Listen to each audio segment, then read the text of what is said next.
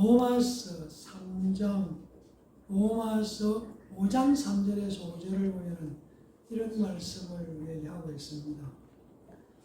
우리는 환난을 당해도 즐거워합니다. 그것은 환난이 인내를 낳고 또 인내는 연단된 인품을 낳고 연단된 인품은 소망을 낳는 것을 알기 때문입니다. 이 소망은 절대로 우리의 기대를 저버리지 않습니다. 그것은 하나님께서 우리에게 주신 성령을 통해 우리 마음에 하나님의 사랑을 부어주셨기 때문입니다. 이제 쉬운 성경에 나오는 내용입니다. 그러니까 환난이 인내를 낳고 인내는 연단을 낳고 연단은 소망을 낳는다. 이 소망은 절대로 우리의 기대를 저버리지 않는 그런 소망이다. 그래서 이제 환난 당할 때 인내하라. 인내하면은 연단을 통해서 소망에까지 이르게 된다. 이렇게 말씀합니다.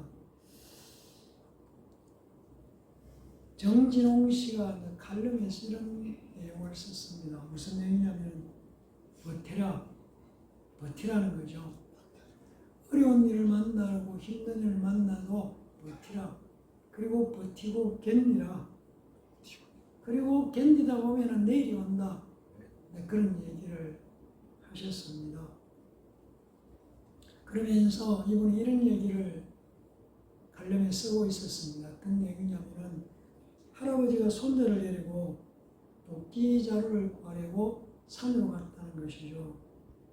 근데 계속 산속으로 들어가니까 함께 가는 손자는 발이 아파서 주변에 둘러보니까 나무가 많은데 왜 자꾸 할아버지는 그냥 적당한 곳에서 나무를 구하면 될 텐데 산속으로 계속 들어가느냐고 불평을 했던 것이죠.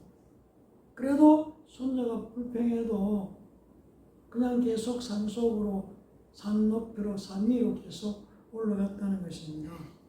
그렇게 걷다가 보니까 거의 산 정상에 이르렀고 그리고 산 정상 가까이에 바위 틈 속에 절벽 틈 속에 간신히 나무 하나가 그 바위 속에 비집고 틈새로 있는 나무를 발견했다는 것이죠.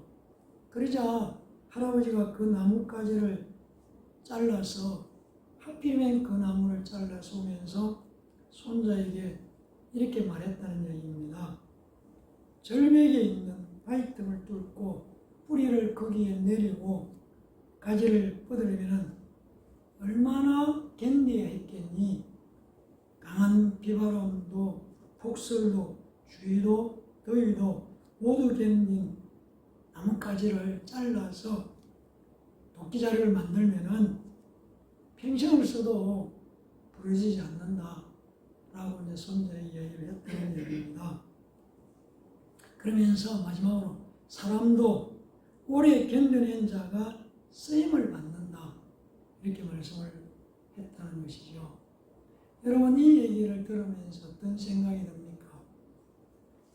우리가 살아왔던 인생을 돌아보면 어렵고 힘들고 또 실패하고 주저앉고 이런 과정을 겪지 않는 사람이 있겠습니까? 다 실패를 겪어보고 실패도 해보고 또 그러면서 헤쳐나온 것이죠. 그러니까 끝까지 견디는 것, 어려운 가운데 있을지라도 포기하지 않고 버티는 것, 견디는 것, 그러면 내일이 온다. 우리의 신앙생활이라는 것도 우리가 오랫동안 예수를 믿으면서 10년, 20년, 30년 이렇게 예수 믿는 분들을 돌아보면은 교회에 항상 나오고 싶어서 나올 때만 즐거워서 나오는 것 아니었다. 다들 그렇게 말합니다.